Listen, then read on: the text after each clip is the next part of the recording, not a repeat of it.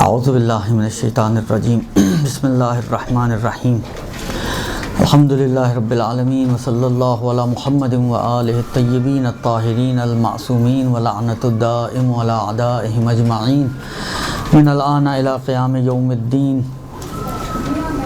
ہماری گفتگو جو ہے وہ ظاہراً جو مجھے اب یاد پڑ رہا ہے تقلید وغیرہ کے حوالے سے شروع ہوئی تھی، اور پچھلی مرتبہ آپ کی خدمت میں نے ایک کانسیپٹ کے اعتبار سے کچھ باتیں کی تھیں کہ اصل کانسیپٹ کیا ہے، اصل مورد کیا ہے تقلید کا، تقلید کی ماہیت بنتی کیسے ہے، یہ کچھ باتیں آپ کی خدمت میں عرض کی تھیں۔ اور عرض کیا تھا کہ کیونکہ تقلید جاہل کا عالم کی طرف رجوع کرنے کا نام ہے، لہٰذا جہاں پر پہلے سے ہی علم ہو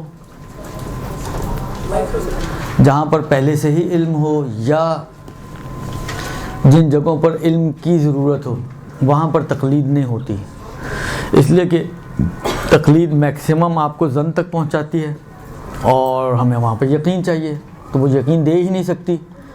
تو جب وہ یقین دے ہی نہیں سکتی تو اس میں اس کی کوئی فائدہ بھی نہیں ہوگا۔ جیسے اصول دین میں کیونکہ ہماری جو ذمہ داری ہے یا ہم سے جو چیز ڈیمانڈ کی گئی ہے وہ یہ ہے کہ آپ کو یقین ہونا چاہیے خدا کے وجود کا، خدا کی توحید کا، عدل، نبوت، امامت، قیامت، جو بھی آپ کے اصول دین ہیں ان کے بارے میں آپ کو یقین ہونا چاہیے۔ اب اگر آپ تقلید کر بھی لیں تو تقلید آپ کو میکسیمم لے کے اڑے گی تو ظن تک پہنچائے گی، گمان تک پہنچائے گی، اس سے زیادہ وہ نہیں دے سکتی۔ تو جب دے ہی نہیں سکتی اس سے زیادہ اور ہماری ضرورت اس سے زیادہ کی ہے تو پھر وہاں پر تقلید نہیں ہو سکتی۔ اسی لیے کہتے ہیں کہ اصول دین میں تقلید نہیں ہوتی، کیونکہ تقلید جہاں تک آپ کو لے کر جاتی ہے اس سے زیادہ کی ہمیں ضرورت ہے وہاں پر۔ اسی طرح ضروریات دین، ضروریات مذہب، مسلمات اور قطعی امور وغیرہ وہ بھی خارج ہو جاتے ہیں۔ اس کی وجہ یہ ہے کہ یہ وہ چیزیں ہیں کہ جو پہلے سے ہی معلوم ہوتی ہیں آپ کو، اور ایک چیز جب پہلے سے ہی معلوم ہے تو تقلید تو جاہل کا رجوع کرنا ہے، نہ یہ کہ جاننے والے کا رجوع کرنا۔ لہذا ان چیزوں میں بھی تقلید کی ضرورت نہیں، یعنی اس کی ضرورت نہیں ہے، اس لیے کہ تقلید سے آپ اپنی معلومات بڑھاتے ہیں، وہ پہلے سے معلوم ہے آپ کو، لہذا اس میں تقلید کی ضرورت نہیں ہے۔ ایک میں تقلید کا فائدہ نہیں ہے، ایک میں تقلید کی ضرورت نہیں ہے۔ یہاں تک تقریباً ہماری بات میرا خیال ہے پہنچی تھی۔ اس کے بعد بھی البتہ یہ عرض کیا تھا کہ باقی جو احکام دین ہے اس سے اپنی ذمہ داری پوری کرنے کے لیے ہمارے پاس 3 آپشنز ہیں، یہ آیا تھا نا، 3 آپشنز ہیں کہ یا احتیاط کرے، یا تقلید کرے، یا اجتہاد کرے۔ اجتہاد اور احتیاط مشکل امر ہیں، اور سب سے آسان، سب سے سہل، سب سے ایزی وے شرعی ذمہ داری کو پورا کرنے کا وہ یہ ہے کہ انسان تقلید کر لے۔ اب مجھے تو یاد پڑ رہا ہے کہ یہ بات جو میں بولنے جا رہا ہوں یہ شاید نہیں آئی تھی، ایک ڈفرینس آپ کی خدمت میں عرض کروں تقلید کے فائدے کے حوالے سے، کہ تقلید کا فائدہ کیا ہے۔ ایک یہ جو ہم کہتے ہیں کہ ذمہ داری پوری ہو جاتی ہے، اس سے مراد کیا ہے، یہ ایک چیز۔ اور دوسری چیز جو عام طور پہ شاید آپ لوگوں نے سنی ہو کہ بغیر تقلید کے عمل باطل ہے، یہ سنا ہوگا شاید جملہ آپ لوگوں نے کہ تقلید کے بغیر انسان کے اعمال باطل ہیں۔ اس باطل ہونے سے کیا مراد ہے، اور یہ جو ہم نے کہا کہ تقلید سب سے ایزی وے ہے ذمہ داری پوری کرنے کا، تو یہ کیسے پوری ہوتی ہے تقلید سے اور kیسے ادھر پوری نہیں ہوتی، تو یہ ایک چھوٹا سا ڈفرینس میں آپ کی خدمت میں عرض کرنا چاہ رہا ہوں۔ دیکھیں، جب انسان بالغ ہوتا ہے اور اس کی عقل بھی کام کر رہی ہوتی ہے، بلوغ و عقل، دیکھیں جو تکالیف شرعی ہے نا، جس کو آپ تکلیف شرعی سے تعبیر کرتے ہیں، اس تکلیف کے لیے کچھ عمومی شرائط ہیں کہ جن لوگوں کی گردن پر یہ تکلیف آتی ہے، شرعی تکلیف شرعی یعنی شرعی ذمہ داریاں، شرعی ذمہ داری ابتدائی طور پر آنے کے لیے کچھ عمومی شرائط ہیں جو کامنلی سب میں ہونی چاہیے۔ جو بھی مکلف بننا چاہتا ہے، جس پہ بھی تکلیف آئے گی، جس پہ بھی ذمہ داری آئے گی، وہ سب کے اندر، چاہے مرد ہو، چاہے زن ہو، چاہے بڑا ہو، چاہے بوڑھا ہو، اس کے اندر یہ شرائط ہونی چاہیے۔ وہ 4 ہیں، 4 عمومی شرائط ہیں تکلیف کی: بلوغ، عقل، قدرت اور حیات۔ بالغ ہو، عاقل ہو، کر سکتا ہو کام، قدرت ہو اس کے اندر کام کرنے کی، اور حیات یعنی زندہ ہو۔ مردہ کے اوپر تکلیف نہیں آ سکتی. مرا ہوا شخص اس پہ نماز ظہر کے اذان ہو رہی ہے, آپ اس کو نہیں کہیں گے کہ چلو بھائی اٹھ کے پہلے نماز پڑھ لو پھر باقی جانا, باقی سفر بعد میں. اس پہ کوئی تکلیف نہیں ہے. اس کے اطراف میں جتنے بیٹھے ہوئے ہیں سب پر آ سکتی ہے, لیکن اس پہ پھر بھی نہیں آئے گی. درست. اسی طریقے سے قدرت, تکلیف کے لیے قدرت شرط ہے. جس کے اندر قدرت ہی نہیں ہے کسی کام کرنے کی مثلاً, تو اس سے وہ تکلیف, جیسے آپ روزے کے مسائل میں آپ نے سنا ہوگا, پڑھا ہوگا, دیکھا ہوگا کہ بہت بوڑھا اور بہت بوڑھی عورت کہ جو روزہ نہیں رکھ سکتے تو ان پہ روزہ واجب بھی نہیں ہے. رکھ ہی نہیں سکتے تو واجب کیسے ہوگا؟ تو یہ قدرت نہ ہونے کی وجہ سے ان پہ روزہ ساقط ہو جاتا ہے. عقل, دیوانہ انسان, اس کے اوپر تکلیف شرعی نہیں آ سکتی جب تک کہ وہ دیوانہ ہے. ہاں علاج کروایا, ٹھیک ہو گیا تو پھر آئیں گی, لیکن جب تک وہ دیوانہ ہے اس کے اوپر تکلیف نہیں آتی. اور اسی طرح نابالغ کے اوپر بھی تکلیف نہیں آتی. قلم تکلیف نابالغ اور مجنون سے اٹھا لیا گیا. یہ مرفوع القلم ہے, قلم اٹھا لیا گیا ان سے, نہیں قلم تکلیف ان سے اٹھا لیا گیا. ان کے اوپر کچھ لکھا نہیں گیا ذمہ داریوں کے نام سے. یہ 4 عمومی شرائط ہیں جس میں بھی یہ شرطیں ہوں گی. عاقل بھی ہے, قادر بھی ہے, زندہ بھی ہے, اور جیسے ہی بالغ ہوگا خدا کی طرف سے عائد ذمہ داریاں اس کی گردن پر آ جائیں گی. اب خدا کی ذمہ داریاں 2 طرح کی ہیں, کچھ ڈوز ہیں, کچھ ڈونٹس ہیں. کچھ کرنے کی ہیں, کچھ نہ کرنے کی ہیں. نماز پڑھنی ہے, روزہ رکھنا ہے, حج کرنا ہے, خمس و زکوٰۃ, یہ سب کچھ انجام دینے ہیں. امر بالمعروف کرنے والی چیز ہے. یعنی یہ سارے ڈوز کے اندر آتے ہیں, یعنی جو واجبات کہہ لیں آپ, یا اور وسیع اس کو کرنا چاہیں تو مثلا مستحبات کو بھی ڈال دیں. اگرچہ یہ خود ایک بحث ہے علمی اعتبار سے کہ مستحبات بھی تکلیف شرعی میں آتے ہیں یا نہیں آتے, لیکن بالآخر حال ابھی ہم تھوڑا سا وسیع معنی کرتے ہوئے اس کو بھی ڈال دیں. یعنی واجبات اور مستحبات ڈوز میں, اور محرمات اور مکروہات ڈونٹس میں. یہ نہیں کرنے کی چیزیں. درست. جب انسان کی گردن پر کوئی ذمہ داری آتی ہے, جب طے ہو جائے کہ یہ ذمہ داری آئی ہے, مثلا فرض کریں ابھی ظہر کا وقت ہے, ممکن ہے آپ میں سے بعض جو ایسے ٹائم پہ نکلتی ہوں کہ جو دور کے علاقوں سے آتی ہیں, کہ نماز راستے میں آتی تو راستے میں تو نہیں پڑھ سکتی, یہاں پہ آپ کو کوئی موقع ملے گا تو پڑھ لیں گی. تو ابھی تک آپ نے نماز پڑھی نہیں ہے, لیکن نماز آپ کی گردن پر آ چکی ہے. یہ جب بھی ذمہ داری کسی کی گردن پر آ جائے تو جب تک آپ کو اس کے اترنے کا یقین نہ ہو جائے اس وقت تک وہ آپ کی گردن آزاد نہیں ہوتی. ذمہ داری آنے کے بعد یقینی طور آپ کو یقین ہونا چاہیے کہ میں نے اس ذمہ داری کو پورا کر دیا. اسی لیے یہ مسئلہ نکلتا ہے کہ اگر فرض کریں گھر پہنچ کر مثلا آپ 5 بجے تو نہیں پہنچیں گے, ظاہری بات ہے 5 بجے تو چھٹی ہوگی, 5:30 بجے گھر پہنچیں. حالانکہ فرض کریں ابھی 6 بجے اذان کا ٹائم ہے, آپ کو ایک دم شک ہو گیا کہ میں نے آج کی ظہر پڑھی یا نہیں پڑھی. کچھ یاد نہیں آ رہا, نہ پڑھنا یاد آ رہا ہے, نہ پڑھنا یاد آ رہا ہے. شک کی حالت میں ہے کہ پڑھی یا نہیں پڑھی, لیکن وقت ابھی باقی ہے. تو کیا مسئلہ ہے کہ آپ کو ظہر پڑھنی ہے. کیوں پڑھنی ہے؟ اس لیے کہ آنا یقینی ہے, اتارنا یقینی نہیں ہوا. آنا یقینی تھا کہ گردن پہ آئی تو تھی, جب اذان ہوئی تو آئیے, ابھی بالغ, عاقل, حیات, قدرت, 4 شرطیں آپ میں موجود ہیں. تو آنا تو یقینی ہے, لیکن آپ نے پڑھنے کے بعد اس کو اپنی گردن سے اتارا یا نہیں اتارا یہ یاد ہی نہیں آ رہا, ڈاؤٹ فل ہے. تو جب تک اترنے کا یقین نہ ہو جائے اس وقت تک وہ ذمہ داری آپ کی گردن پہ لٹکی رہتی ہے. ہو سکتا ہے واقعی میں آپ اتار چکے ہیں, ابھی آپ کو یاد نہ رہو, لیکن عملی میدان میں آپ اپنے آپ کو فارغ الذمہ نہیں سمجھ سکتی, بری الذمہ نہیں سمجھ سکتی عملی میدان میں. یعنی آپ سوچیں کہ جس طرح یہ امکان ہے کہ میں نے نہ پڑھی ہو, خود یہ بھی تو امکان ہے نا کہ میں نے پڑھ لی ہو. اگر 50% چانس ہے نہ پڑھنے کا تو ہو سکتا ہے 50% چانس پڑھنے کا بھی تو ہے. ہو کیا سکتا ہے, اس کے مقابلے میں ہوگا حتماً. درست. تو میں کیوں نہ پڑھنے والے امکان پر عمل کر لوں, میں پڑھنے والے امکان پر عمل کر لیتی ہوں. یہ آپ نہیں کر سکتی. عملی طور پر یہ کام آپ کے لیے جائز نہیں ہے. درست. یعنی عقل اس کی سب سے بڑی رکاوٹ ہے, مخالف ہے. آپ کی اپنی عقل آپ کے مقابل میں کھڑی ہو جائے گی کہ تم یہ کیسے کر رہی ہو، جبکہ تمہیں ذمہ داری کے اترنے کا یقین نہیں ہے۔ اسی لیے پھر اسی قاعدے کے تحت کہ جب کوئی ذمہ داری یقینی طور پر آتی ہے، ہاں ایک مرتبہ، اچھا یہ بھی آپ کو معلوم ہوگا، آپ لوگ تو ماشاءاللہ سکھ پڑے ہوئے خواتین ہیں، کہ اگر فرض کریں مثلاً حالا من باب مثال ایک بچہ ہے یا بچی ہے، وہ مثلا فرض کریں اس کی ایج تھوڑی سی اوپر نیچے ہے، ڈاؤٹ فل ہے کہ 2 دن پہلے کا دن ہے یا 2 دن بعد پیدا ہوئی تھی، اب وہ ایک سٹیج پر آ کر شک کر رہی ہے کہ میں آج بالغ ہوئی کہ نہیں ہوئی۔ ایک امکان ہے کہ آج بالغ ہو گئی ہوں، ایک امکان ہے کہ 2 دن بعد بالغ ہوئی ہوں، دونوں امکان موجود ہیں۔ تو اس کو اپنے بالغ ہونے میں شک ہے، نتیجتاً اس کو یہ شک ہے کہ مثلا آج کی ظہر مجھ پہ واجب ہوگی یا نہیں ہوگی، اس پہ واجب نہیں ہے۔ کیوں؟ اس لیے کہ اس کو ذمہ داری کے آنے کا ابھی تک یقین ہی نہیں ہوا۔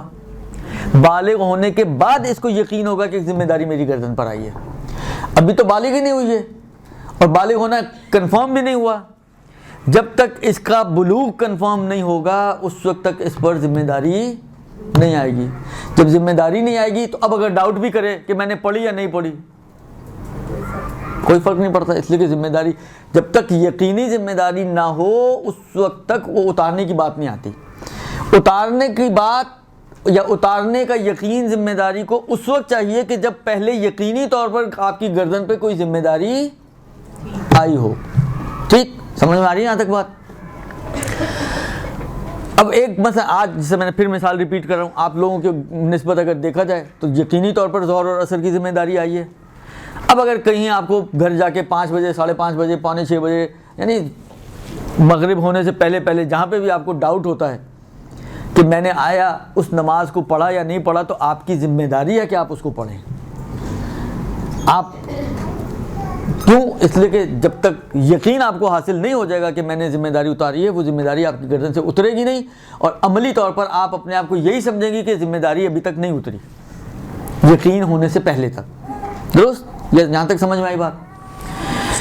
اب چلتے ہم اپنے جو میں فرق آپ کو بیان کرنا چاہ رہا تھا تقلید کے حوالے سے، اور تقلید کرنے والا اور تقلید نہ کرنے والا۔ دیکھیں بالآخر ایک مسلمان معاشرے میں، ایک مومن معاشرے میں عام طور پر یہ ہوتا ہے کہ بچہ تقلید کرے یا نہ کرے، نمازیں تو پڑھ ہی رہے ہوتے ہیں لوگ۔ کتنے آپ کے اپنے گھروں میں دادیاں، نانیاں، دادا، نانا یا اس قسم کے بوڑھے افراد موجود ہوں گے جو بغیر تقلید کے نمازیں پڑھ رہے ہیں، روزے بھی رکھ رہے ہیں، سب کچھ کر رہے ہیں۔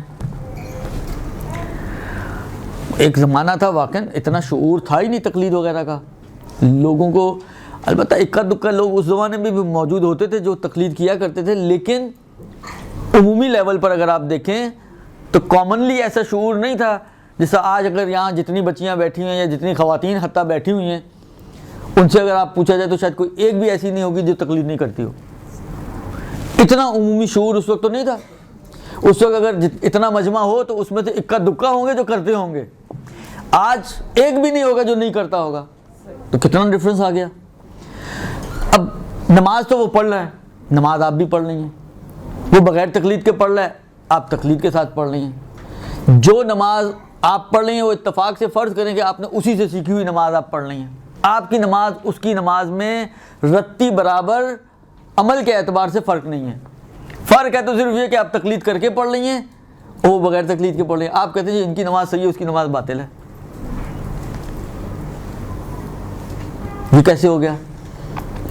دیکھیں یہاں پر باطل ہونے سے مراد یہ نہیں ہے کہ اس کی نماز گویا جیسا واقعی ایک عمل باطل ہوتا ہے تو آپ کہتے ہیں یہ عمل دوبارہ کرنا پڑے گا، تکرار کرنی پڑے گی۔ کچھ اثرات کے اعتبار سے ہے، اب بتاتا ہوں تو آپ کی شاید سمجھ میں آ جائے گا۔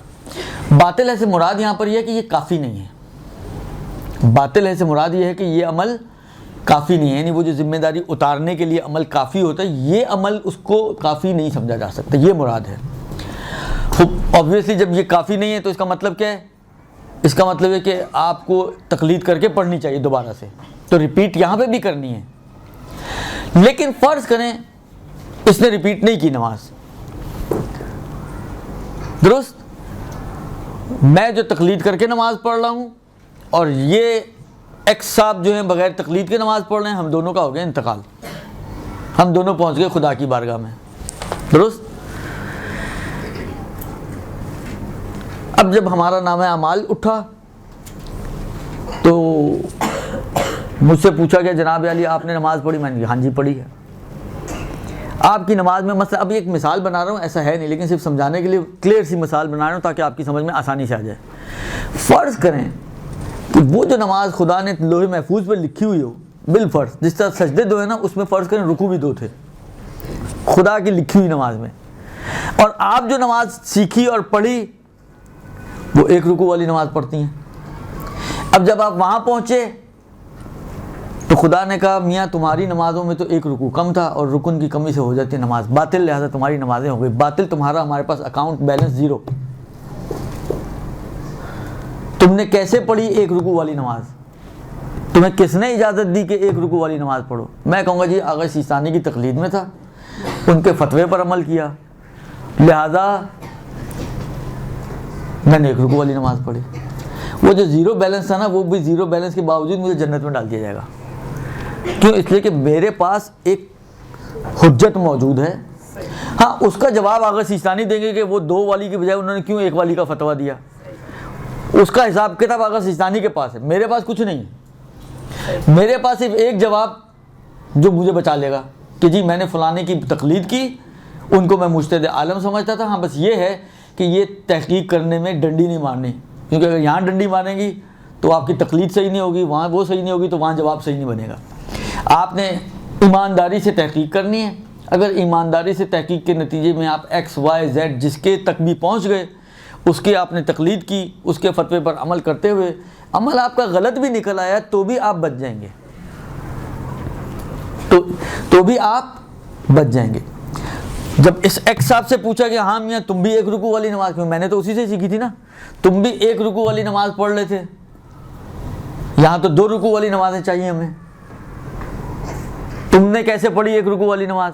اس نے کہا جی میں نے دادی اماں نے سکھایا تھا، تو میری نانی اماں نے سکھائی تھی، تو مجھے مولوی صاحب نے سکھائی تھی، تو مجھے فلانی. اس کا یہ کوئی عذر قابل قبول نہیں ہوگا. یہ ہے فرق دونوں میں، یہ ہے فائدہ تقلید کا. تقلید آپ کو عند اللہ بچانے کی صلاحیت رکھتی ہے. تقلید والا عمل چاہے وہ عمل واقع کے مطابق نہ بھی ہو، اور بغیر تقلید کے کیا ہوا عمل عند اللہ آپ کو بچانے کی صلاحیت نہیں رکھتا. ہاں اتفاق سے اگر ادھر بھی 1 ہی رکوع والی نماز لکھی ہوئی اور اس نے بھی 1 ہی رکوع والی نماز پڑھی تو یہ بچ جائے گا، پھر ڈنڈے نہیں پڑیں گے. یعنی اسی لیے میں نے کہا تھا یہ وہ والا باطل نہیں ہے کہ جس طرح مثلا فرض کریں آپ نے 2 رکوع کر لی تو نماز باطل ہو گئی. باطل ہو گئی یعنی کیا؟ یعنی آپ کو ریپیٹ کرنی ہے. یہ ایسی باطل نہیں ہے کہ بالکل ہی ضائع ہو. یہ باطل اس سینس میں ہے کہ اس کو آپ اپنی ذمہ داری اتارنے کے لیے کافی نہیں سمجھ سکتے. کیوں کافی نہیں سمجھ سکتے؟ اس لیے کافی نہیں سمجھ سکتے کہ اگر یہ مخالف واقع نکلی تو آپ کے پاس جواب نہیں ہے کوئی، اس لیے اس کو کافی نہیں سمجھ سکتے. یہ مراد ہوتی ہے. عمل باطل ہے یعنی عمل کافی نہیں ہے. بس نتیجتاً 2 صورتیں بنتی ہیں. ایک صورت یہ ہے کہ دونوں کا عمل مطابق واقع نکل آئے، اس میں دونوں ہی نجات یافتہ ہیں، یہ دونوں ہی بچ جائیں گے، چاہے تقلید کر رہا ہو چاہے نہ کر رہا ہو. ایک صورت ایسی ہے کہ ایک کا عمل مطابق واقع، ایک کا عمل مطابق واقع نہ نکلے، یا دونوں کا ہی عمل مطابق واقع نہ نکلے. تو جب دونوں کا عمل مطابق واقع نہیں نکل رہا اس صورت میں تقلید والا پھر بھی بچ جائے گا، لیکن بغیر تقلید والا پھنس جائے گا. اس کا وہاں پر ایبسنٹ لگ جائے گی اور اس کی جو بھی عذاب ہوگا نماز نہ پڑھنے کا وہ اس کو بھگتنا پڑے گا. اب 50% چانسز ہے کہ یہ بچے اور 50% چانسز ہے کہ یہ نہ بچے. اور کیونکہ عقاب کی بات ہے، عذاب الہی کی بات ہے، آتش جہنم کی بات ہے، اس لیے عقل یہ کہتی ہے کہ جہاں پر امکان ہے پھنسنے کا ایسا کام نہ کرو جس میں پھنسنے کا امکان ہے. عقل یہ کہتی ہے. اور پھنسنے کا بچنے کا امکان کس صورت میں؟ وہ تقلید کی صورت میں. لہذا آپ کی عقل کہتی ہے کہ بابا جب تقلید میں بچت ہی بچت ہے، چاہے مطابق واقع نہ نکلے تب بھی بچت ہے، تو پھر یہ کام کیوں نہیں کرتے تم کہ اپنے آپ کو سیکیور کر لو ہر حالت میں. بھئی آپ آج کی دنیا میں انشورنس کمپنیاں بہت چل رہی ہیں. کیوں جی؟ کوئی شادی کی پالیسی ہے, کوئی اسکولنگ کی پالیسی ہے, ایجوکیشن پالیسی ہے, کوئی جو ہے وہ بڑھاپے کی پالیسی ہے, تو کوئی کسی چیز کی, کوئی لائف انشورنس ہے. انسان سوچتا ہے کہ یار چلو جو حالات چل رہے ہیں ان حالات میں کیسے پڑھاؤں گا اس کو, ایک پالیسی لے لیتے تاکہ سیکیور ہو جائے اس کا مستقبل. آپ کی بچی کی شادی کے لیے آپ کو بلاخر ہمارا معاشرہ ہے, معاشرے کی اب کیا کرے انسان, ویسی معاشرے میں پھنسا ہوا ہے. جب معاشرے کو دیکھتا ہے تو آپ کو بلاخر ایک اماؤنٹ چاہیے بچی کی شادی کے لیے. آپ کہتے ہیں چلو اس کی شادی سیکیور ہو جائے, کم سے کم وہ ایسا نہ ہو کہ جہیز نہ ہونے کی وجہ سے شادی ہی نہ ہو اس کی. تو آپ جہاں پر دنیاوی اعتبار سے ایک بچی کی شادی کو سیکیور کرتے ہیں, ایک بچے کی پڑھائی کو سیکیور کرتے ہیں, اپنی لائف انشورنس کراتے ہیں صرف اس لیے کہ میری زندگی میں تو اگر گھر والوں کا کوئی فائدہ نہیں ہوا تو چلو مر کے ہی فائدہ پہنچا دوں گا, درست, تو بیوی بچوں کو کچھ مل جائے گا. جب اتنا آپ کرتے ہیں تو اپنی آخرت کی آپ کو بالکل بھی فکر نہیں کہ آپ سب کی سیکیور کرنے کی چکر میں لگے ہوئے ہیں, زندگیاں سیکیور ہو جائیں, اور آپ کی آخرت اگر سیکیور ہوتی ہے ایک تقلید کرنے میں, اس میں آپ اتنا کیلو کال کرتے ہیں, اتنے بہانے بازیاں کرتے ہیں, اتنے چونچاں کرتے ہیں کہ جی ہم کیوں تقلید کریں اور ہم کیوں کسی اور کی بات مانیں اور ہم کیوں یہ اور ہم کیوں وہ. جبکہ میں نے پچھلی دفعہ آپ کی خدمت میں عرض کیا تھا آپ کا سر سے پیر تک زندگی تقلید میں پھنسی ہوئی ہے, قدم قدم پہ آپ تقلید کرتے ہیں. بس نام آپ تقلید کا نہیں دیتے ہیں, بس اگر نام نہ دیں تو صحیح, اور کوئی نام دے دیں تو وہی خراب ہو گئی چیز. تو آپ اس کا بھی نام بدلیں, میں نے کہا تھا نا پپو چنو گلو منو جو بھی مرضی رکھ لیں, تقلید کا نام ہٹا دیں,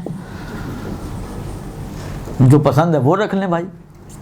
لیکن کم سے کم ایک عقلی مطلب جو ہے, اپنی عقل کو تو ڈینائی نہ کریں,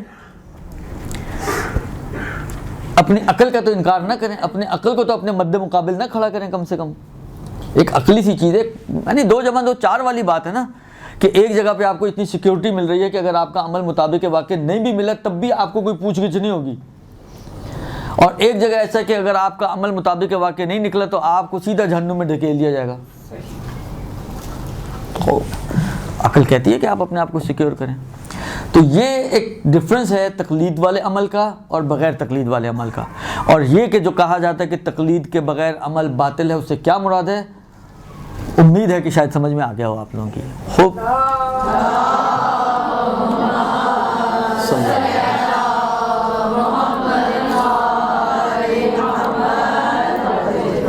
اچھا, اب یہاں تک تو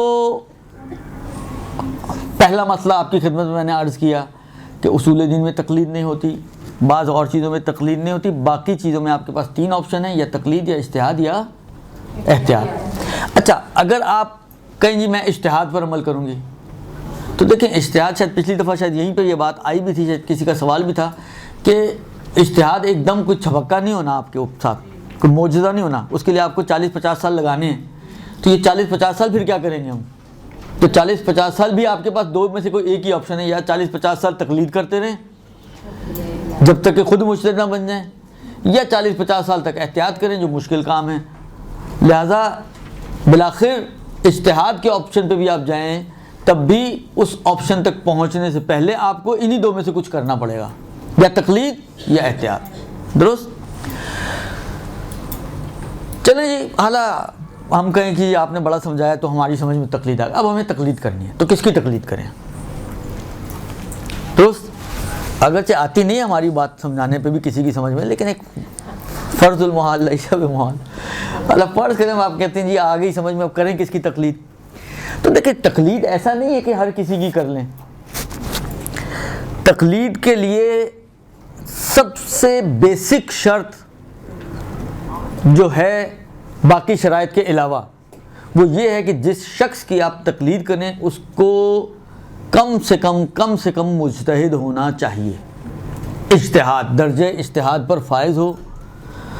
مجتہد کا مطلب یہ ہے کہ قرآن و روایات سے استنباط کرنے کی صلاحیت اس کے اندر ہو. درست؟ قرآن و روایات سے حکم الہی کو استنباط کرنا یعنی نکالنے کی صلاحیت اس کے اندر پائی جائے. ملکہ یعنی صلاحیت. جس شخص کے اندر یہ صلاحیت ہے اس کو آپ کہتے ہیں مجتہد.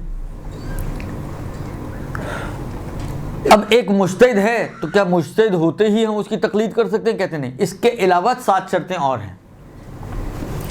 اس کے علاوہ 7 شرطیں اور ہیں جس مجتہد کی آپ کو تقلید کرنی ہے۔ مرد ہو، لہذا عورت کی تقلید نہیں ہو سکتی۔ اچھا، یہاں سے ایک غلط فہمی لوگوں میں آتی ہے کہ عورت مجتہد نہیں بن سکتی۔ ایسا نہیں ہے، مجتہد بن سکتی ہے، اس کی تقلید نہیں ہو سکتی۔ تقلید نہ ہو سکنے کا مطلب کبھی بھی یہ نہیں ہے کہ وہ مجتہد نہیں بن سکتی۔ وہ مجتہد بنے گی، آپ کہیں جی فائدہ کیا؟ فائدہ ہے کہ وہ اپنے فتووں پہ خود عمل کرے، وہ مخالف تقلید ہے مثلا، تو ٹھیک ہے مجتہد بن جائے، مجتہد بنے اور اپنے فتووں پہ پھر خود عمل کرے۔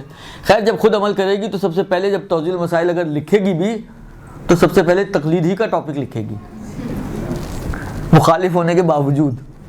خیر، تو مرد ہو یعنی عورت نہ ہو، عورت کی تقلید نہیں ہو سکتی، چاہے وہ علامۃ الدہر ہی ہو جائے، اس کے باوجود اس کی تقلید نہیں ہو سکتی۔ بالغ ہو، لہذا نابالغ کی تقلید نہیں ہو سکتی۔ یہاں پہ بھی یہ ایسا نہیں کہ کوئی نابالغ مجتہد نہیں بن سکتا۔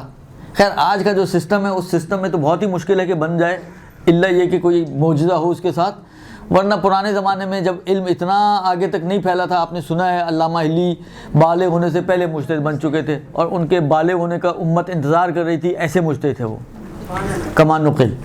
تو ہو سکتا ہے کہ نابالغ مجتہد بن جائے، لیکن مجتہد بننے کے باوجود اس کی تقلید نہیں ہو سکتی۔ جس طرح عورت مجتہدہ ہونے کے باوجود قابل تقلید نہیں ہے، نابالغ بھی قابل تقلید نہیں ہے، قابلیت نہیں رکھتے تقلید کی۔ مرد بالغ عاقل، مجنون نہ ہو، دیوانہ نہ ہو، حلال زادہ ہو، شیعہ اثنا عشری ہو، 12 امامی شیعہ ہو۔ حالانکہ 12 امام شیعہ کا مطلب یہ کہ کوئی دوسرا فرقے والا بھی جا کے ہو سکتا ہے مجتہد بن جائے، ہو سکتا ہے عالم الدہر بن جائے، لیکن اس کے باوجود اس کی تقلید نہیں ہو سکتی۔ تقلید جس کی کریں گے آپ، اس کی شرط یہ ہے کہ 12 امامی شیعہ ہو،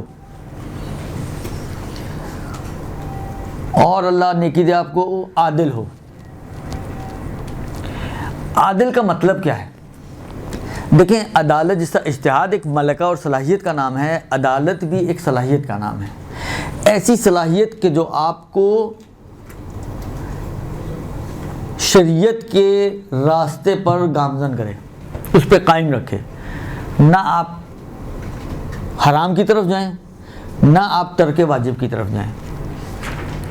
یعنی جو تعبیر کی جاتی ہے کہ عادل وہ شخص ہے جو اپنے واجبات کو انجام دے اور اپنے محرمات سے اپنے آپ کو بچائے، جو چیزیں اس پر حرام کی گئی ہیں اس سے اپنے آپ کو بچائے، اس شخص کو کہتے ہیں ہم عادل۔ اب کیسے پتہ چلے ہمیں بھائی عادل کون شخص عادل ہے؟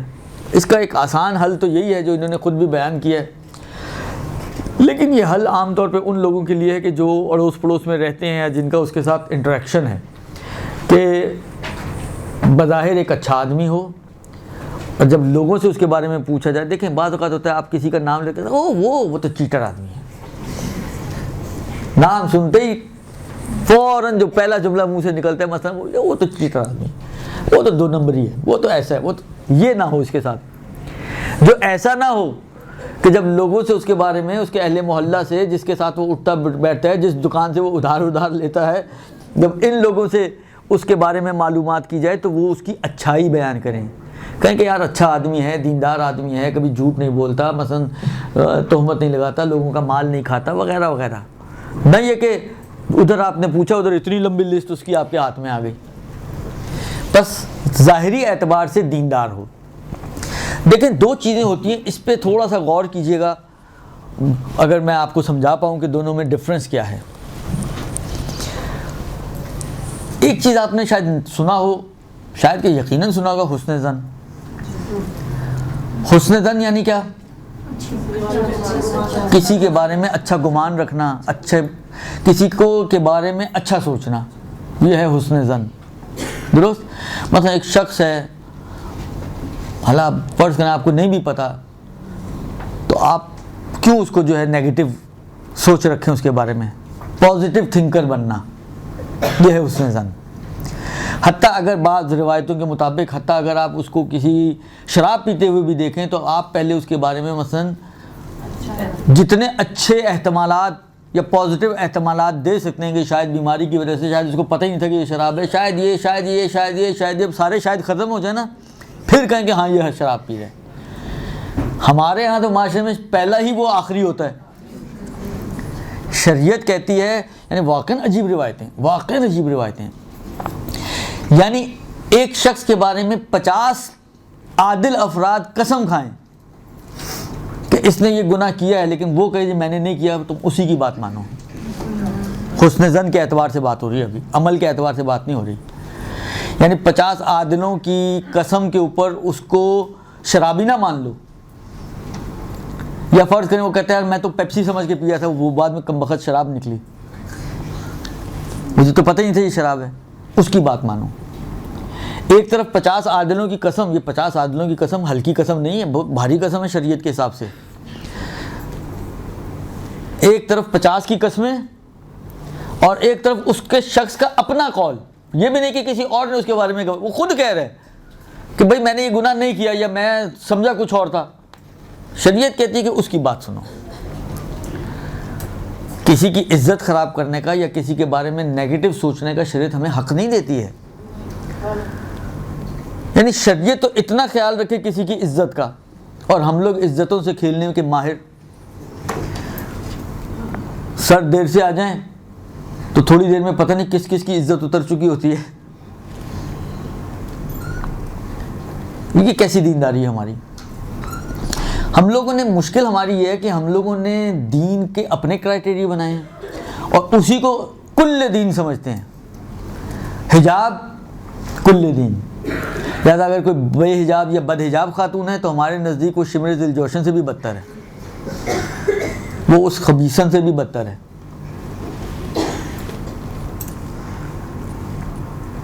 یعنی اگر ہمیں کوئی ہیلپ کرنی ہے نا، ہم اس خبیثن کی کر دیں گے، مگر اس کی پھر بھی نہیں کریں گے. یہ تو بد حجاب ہے یا بے حجاب ہے. مردوں کے حساب سے داڑھی مشکل کھڑی کی ہوئی ہے اس نے. جس کی داڑھی نہیں، گویا ایسا کہ وہ تو شاید شمر سے بھی بدتر ہے. سارا دین نہ داڑھی ہے، سارا دین نہ حجاب ہے، بلکہ روایتوں کے جملے یہ ہیں کہ کسی کی نماز اور روزے سے اس کو نہ پرکھو، اس کی عبادتوں سے اس کو نہ پرکھو. اس کو پرکھنا ہے تو اس کی امانت داری اور اس کے صدق لسان سے اس کو پرکھو. ہم لوگ دیکھتے ہیں یار یہ تو نمازی، بہت نمازی ہے، نماز شب. ہمارے یہاں میں نے کہا معیار ہمارے اپنے ہی ہیں سارے. جو شریعت نے معیار دیے وہ تو ہم دیکھتے ہی نہیں ہیں. جو ہم نے خود ساختہ معیار بنائے ہوئے ہیں اسی کے اوپر لوگوں کو پرکھتے ہیں. نماز شب پڑھنے والی، وہ نماز شب پڑھتے تھے، وہ جو امام حسین کے مقابل میں تھے نا، وہ بھی نماز شب پڑھتے تھے. مولا علی کا قاتل بھی نماز شب پڑھتا تھا. خوارج سارے نماز شب والے، اہل قرآن، حافظ قرآن، قاری قرآن، نماز شب پڑھنے والے مگر نہیں تھے کیا؟ تو نماز شب کون سا بڑا کرائٹیریا ہوگا؟ وہ تو قاتل علی بھی پڑھ رہا ہے. اصل چیز جو ہے وہ صدق لسان ہے آپ کی، اور آپ کی امانت داری ہے.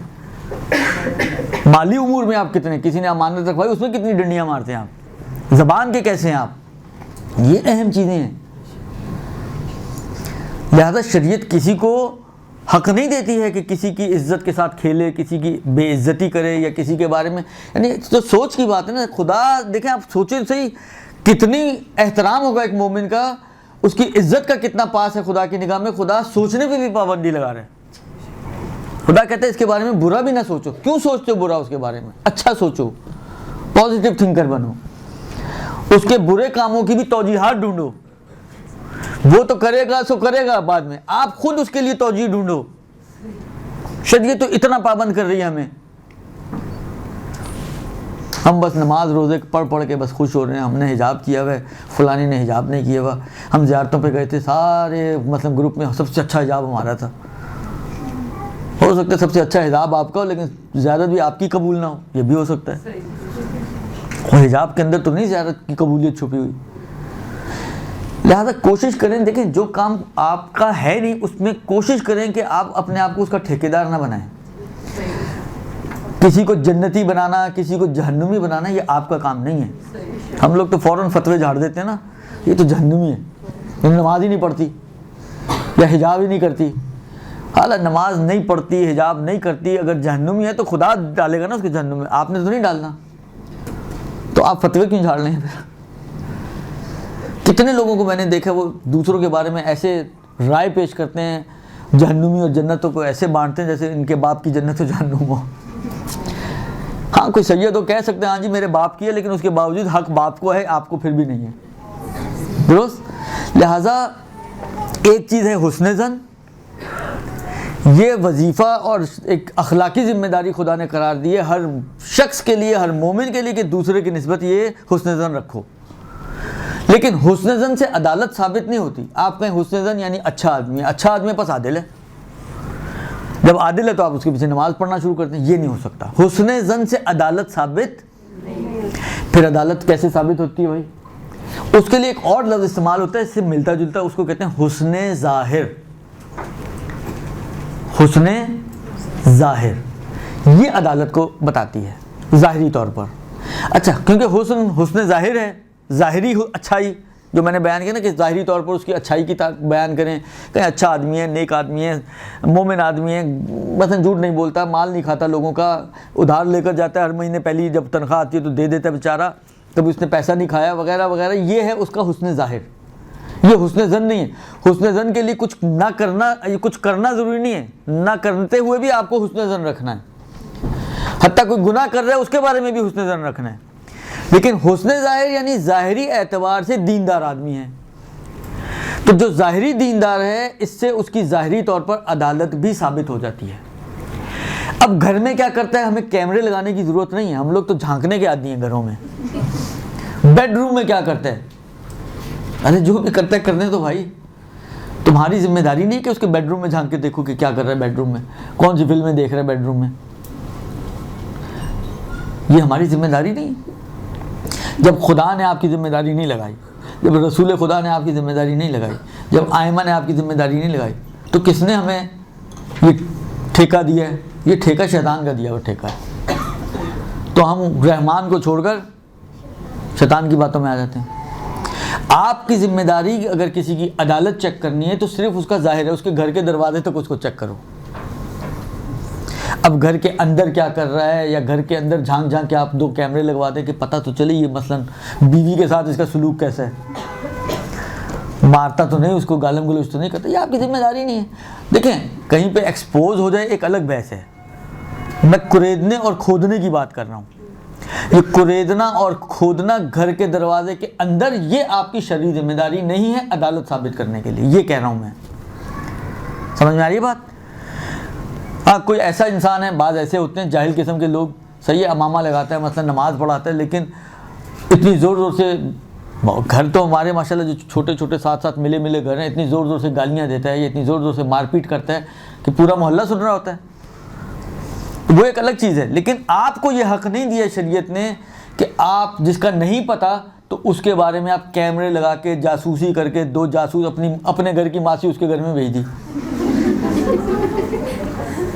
اس کا بھی کام کرو اور بتانا آ کہ وہ مولوی صاحب کے گھر میں ہوتا کیا ہے۔ یہ نہ کریں یہ کام، اگر کرتے ہیں تو درست۔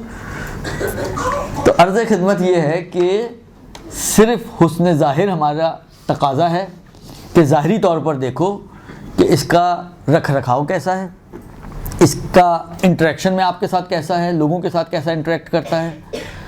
اگر ظاہری دین پر عمل کر رہا ہے تو سمجھ لو کہ یہ عادل آدمی، اتنا کافی ہے تمہاری نماز کے صحیح ہونے کے لیے، یا تمہاری طلاقوں کے صحیح ہونے کے لیے، یا اور جہاں جہاں پہ عدالت کی شرط ہے اس کے لیے، حتیٰ تقلید کرنے کے لیے بھی اتنا دین دیکھ لینا کافی ہے۔ اب آغا سیستانی جس بیٹھک میں بیٹھتے ہیں اس کے پیچھے ان کا اندرون خانہ ہے، اب اندرون خانے میں ان کی کیا حرکتیں ہیں اور کیا کر رہے ہیں اور کیا نہیں کر رہے ہیں، ہمیں اس سے کیا، وہ ان کا پرسنل ایشو ہے۔ اس کے لیے جس کو معلوم کرنا چاہتا ہے، جو اس نے اس کا انتظام بھی کر رکھا ہے، پروردگار عالم، اس نے 2 فرشتے بٹھائے ہوئے ہیں جو آغا سیستانی کے ساتھ ہر وقت گھومتے رہتے ہیں، ان کے بیڈ روم میں بھی پہنچ جاتے ہیں، تو وہ ان کی اندر کی خبریں خدا کو دے رہے ہیں، وہ خدا کا کام ہے۔ لیکن ہماری جتنی ریکوائرمنٹ ہے وہ اتنی ہے کہ بس ہم یہ بیرونی میں بیٹھے ہوئے ہیں نا، بس وہیں تک محدود ہو رہے ہیں، اس سے آگے جانے کی کوشش نہ کریں کسی کے بھی حق میں۔ اگر اس حد تک آپ کو پتہ چل گیا کہ ایک دیندار، دین پر عمل کرنے والا، ظاہری دین رکھ رکھاؤ رکھنے والا، یہ کافی، آپ اس کی تقلید بھی کر سکتے ہیں اگر مجتہد ہے، اور باقی شرائط ہیں اس کے اندر۔ آپ اس کے سامنے طلاق بھی پڑھائی جا سکتی ہے اگر وہ عادل آدمی ہے، تو اس کی جو ہے امام جماعت اگر بنتے تو آپ اس کے پیچھے جماعت بھی پڑھ سکتے ہیں، یعنی جہاں جہاں عدالت کی شرط ہے وہ اس جگہ پر آپ کے کام آ سکتا ہے وہ بندہ۔ سمجھ میں آئی؟ بس عدالت حسن ظاہر سے ثابت نہیں ہوتی. آپ ایک ہمارے ہاں تو عام طور پر ہم حسن ظاہر سے ہی حسن ظن سے ہی عدالت کو نکالتے ہیں. لہذا آپ دیکھیں کتنے سارے لوگ مختلف حرموں میں جاتے ہیں, صرف حسن ظن کی بنا پر نماز پڑھتے ہیں. آپ گئیں مثلا کربلا محلہ, حرم میں نماز ہو رہی ہے, آپ جانتی ہیں ان کی عدالت کو, نماز سب پڑھتے ہیں. کیسے پڑھتی ہیں؟ نماز کے لیے, نماز جماعت کے لیے شرط ہے کہ آپ کے لیے طے ہونا چاہیے کہ یہ جس کے پیچھے آپ نماز پڑھ رہی ہیں یہ عادل ہے, ثابت ہونا چاہیے آپ کے لیے. اب آپ کیسے ثابت کرتے ہیں, ثبوت کہاں سے نکالتے ہیں ہم؟ حسن ظاہر سے, حسن ظن سے. کوئی انٹریکشن تو نہیں ہوتا ہمارا. البتہ اور بھی کچھ طریقے ہیں, ہو سکتا ہے آپ کہیں جی ہمیں بعض دوسرے ذرائع سے اطمینان پیدا ہو جاتا ہے, تو ٹھیک ہے, آپ کا اطمینان آپ کے لیے حجت ہے, آپ پڑھ سکتے ہیں. میں آپ لوگوں کو نماز جماعت سے پیچھے نہیں کرنا چاہ رہا, لیکن جب آنکھیں بند کر کے ہر کسی کے پیچھے کھڑے ہو جاتے ہیں, میں صرف یہ چاہ رہا ہوں کہ تھوڑا آپ کے پاس ویژن ہونا چاہیے. آپ ایک مدرسے میں پڑھتی ہیں, مدرسے میں مسائل سیکھتی ہیں, تو مسائل سیکھنے کے بعد انسان کو اتنا ویژن ہونا چاہیے کہ اس کو یہ پتا ہو کہ میں جب نماز جماعت پڑھ رہی ہوں, یعنی آپ کے ذہن میں کم سے کم یہ طے ہونا چاہیے کہ یہ عادل ہے. بلائنڈلی نہ پڑھیں کہ آپ سے پوچھا جائے اس کی عدالت, آپ خود پر حیران پریشان ہکی بکی. یہ نہیں ہونا چاہیے. بس یہ کہ اتنا کہنا چاہ رہا ہوں, آپ لوگوں کو نماز جماعت سے پیچھے نہیں ہٹانا چاہ رہا ہوں. مقصد صرف یہ ہے کہ جب آپ نماز جماعت پڑھیں تو آپ کو پتہ ہونا چاہیے کہ جس کے پیچھے پڑھ رہی ہوں. ہاں, اب آپ یہ کہیں کہ ہاں میں نے عدالت کیسے ثابت کی, صحیح ہے انٹریکشن نہیں تھا, مگر میں نے 2 لوگوں سے پوچھا, یا اتنے سارے امامے والے پڑھ رہے تھے, مجھے اطمینان حاصل ہو گیا, یا بالآخر جو بھی آپ کے ذرائع ہیں جن سے آپ کو عقلائی طریقے سے اطمینان حاصل ہو جائے, تو ٹھیک ہے, کافی ہے. پھر آپ کو جا کے الگ سے اس کے ساتھ کوئی معاملہ کرنے کی ضرورت نہیں ہے, انٹریکشن کرنے کی ضرورت نہیں ہے, اگر کسی اور ذریعے سے اطمینان حاصل ہو رہا ہے تو. لیکن نہ اطمینان ہو, نہ کوئی اور چیز ہو, نہ یقین ہو, صرف یہ کہ کربلا میں ہم کیسے جماعت چھوڑ دیں. لوگ تو یہی جواب جو دیتے ہیں وہ اسی قسم کے دیتے ہیں, ہم کربلا میں آئے اور جماعت چھوڑ دیں. ہاں جی, نہ چھوڑیں, پھر نماز ہی گئی آپ کی. یہ نماز ہوئی والی بات ہے, یہ نماز کافی نہیں ہوگی, یعنی آپ کو ایک نماز پھر فرادہ بھی پڑھنی پڑے گی. یا یہ کر لیں, ہاں ایک آسان حل یہ بھی ہے کہ اگر اتنا ہی شوق ہوتا ہے نماز جماعت کا کہ جماعت کا واقع ثواب, تو اس میں نو ڈاؤٹ ثواب بہت زیادہ ہے. بعض روایتوں کے مطابق اگر مومنین کی تعداد یعنی مقتدین کی تعداد 10 سے بڑھ جاتی ہے تو اس جماعت کا ثواب خدا کے علاوہ کوئی نہیں لکھ سکتا.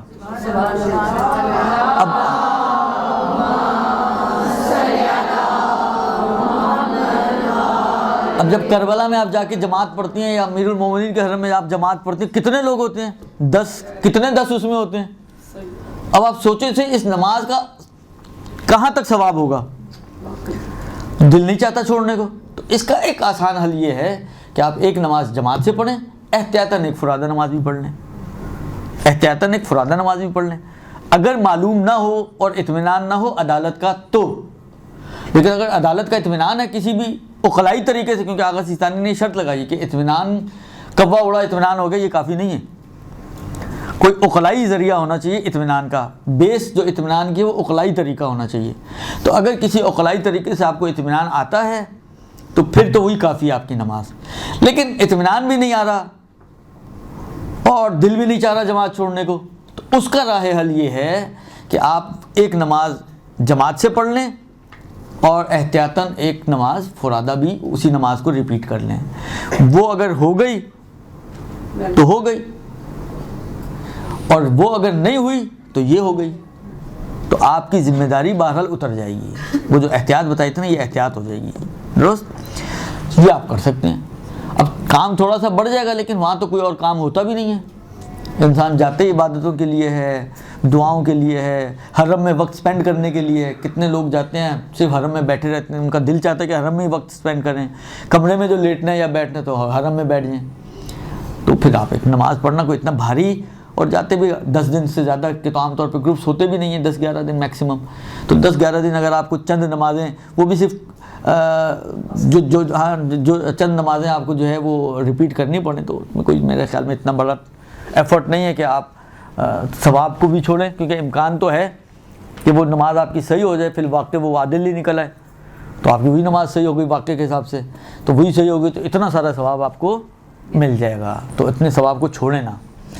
بس حسن ظن کافی نہیں ہے, حسن ظاہر عدالت کے لیے کافی ہے. یہ حسن ظن اور حسن ظاہر سمجھ میں آیا آپ لوگوں کی ڈفرینس سمجھ میں آ گیا آپ کو؟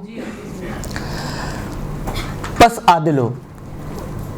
ایک آخری شرط یہ ہے، 6 ہوئی نا، آخری اور 7ویں شرط یہ ہے کہ جس مجتہد کی آپ تقلید کر رہی ہیں وہ زندہ ہو، حیات. اب یہ تھوڑی سی آپ کا تھوڑا وقت لوں گا میں سمجھانے کے لیے اس مسئلے کو. دیکھیں، تقلید کی 2 قسمیں بنائی جاتی ہیں، یعنی 2 طرح سے آپ تقلید کو تصور کر سکتے ہیں. ایک کو کہتے ہیں تقلید ابتدائی اور ایک کو کہتے ہیں تقلید بقائی. انہوں نے لگایا ہے تو میں تھوڑا سا اس کو یوز کر ہی لوں. دیکھیں، تقلید لکھیں آپ یہاں پر، اس کی 2 قسمیں ہیں، ابتدائی اور بقائی. درست؟ ابھی جو بات ہو رہی ہے شرائط کے حوالے سے، ہم نے کہا کہ جی زندہ ہونا چاہیے.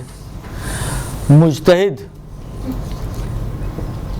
جس کی تقلید کی جائے اس کی جو شرائط ہیں، 7ویں شرط ہم نے کہا کہ زندہ ہو. درست؟ زندہ ہونا شرط ہونے کا مطلب کیا ہے؟ کہ اس کا مطلب ہے کہ مردہ کی تقلید نہیں ہو سکتی. درست؟ بس نتیجتاً اس شرط کا نتیجہ یہ کہ مردہ کی تقلید نہیں ہو سکتی. شاید یہاں بیٹھے ہوئے لوگوں میں سے کئی ایک افراد ایسے ہوں، اگر کئی آپ میں سے نہ ہو تو میں خود ہوں، کہ جو مردہ کی تقلید پر باقی ہے. درست؟ آپ باقی ہوں گے، اور بھی کئی لوگ ہوں گے جنہوں نے پہلے تقلیدیں کی ہیں، پھر ان کا انتقال ہو گیا، آپ ابھی بھی انہی کے مسئلوں پر عمل کر رہی ہیں. ایک طرف سے آپ کہتے ہیں جی زندہ ہو اور مردہ کی تقلید نہیں ہو سکتی، دوسری طرف سے ابھی تک ہم لوگ اسی مردہ کے مسئلوں پر عمل کر رہے ہیں اور مردہ ہی کی تقلید پر باقی ہیں اور مردہ ہی کی تقلید کو جاری رکھے ہوئے ہیں. تو پھر یہ کیسے ہو گیا؟ ہاں، یہ جو شرط ہے زندہ ہونے کی، یہ ہے ابتدا کے لیے، یعنی جو شخص ویری فرسٹ ٹائم تقلید کر رہا ہو، چاہے اول بلوغ کی وجہ سے کہ ابھی بالغ ہوا اس لیے پہلی دفعہ کر رہا ہے، یا چاہے اس لیے کہ نہیں ہے تو 70 سال کا، پتہ اب چلا تقلید کرنی چاہیے، تو اس سے فرق نہیں پڑتا. جو شخص بھی ابتدا کر رہا ہے تقلید کی اور پہلی دفعہ تقلید کرنا چاہ رہا ہے، اس کی ذمہ داری یہ ہے کہ وہ کسی ایسے کی تقلید کرے کہ جو اس وقت زندہ ہو. لہذا تقلید ابتدائی میں شرط ہے حیات کی.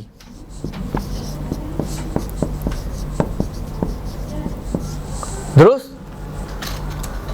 ابتدائی تقلید، مثلا آپ کو یار علامہ ہلی کا بڑا نام سنا ہے، بہت ابھی میں نے عرض کیا نا، بالغ ہونے سے پہلے ہی مجتہد تھے اور لوگ ان کی انتظار میں تھے کہ کب بالغ ہوں. اتنے علمی آدمی تھے. ہم کہیں یار ہم تو علامہ ہلی کی تقلید کریں گے، تو یہ اب آپشن ہمارے پاس نہیں ہے، اس لیے کہ ابتدائی طور پر کبھی بھی آپ کسی مردہ مجتہد کی تقلید، اس کو تقریباً کم و بیش مانتے ہیں فقہا، یعنی جو اس وقت کے 20-25 سال کے فقہا ہیں، آغا خوئی، آغا خمینی، آغا سیستانی، آغا وحید، آغا بشیر، آغا فیاض، آغا سعید الحکیم، آغا خامنائی، یہ جو ابھی اس زمانے کے آگے پیچھے کے فقہا ہیں، یہ کم و بیش سب مانتے ہیں اس بات کو کہ ابتدائی طور پہ تو مردہ کی تقلید نہیں ہو سکتی. ابتدا بے مردہ یہ جائز نیست کہ آپ شروع ہی مردہ کی تقلید سے کریں. پھر یہ مردہ کی تقلید کہاں آتی ہے؟ یہ بقا میں آتی ہے. بقا یعنی کنٹینویشن میں.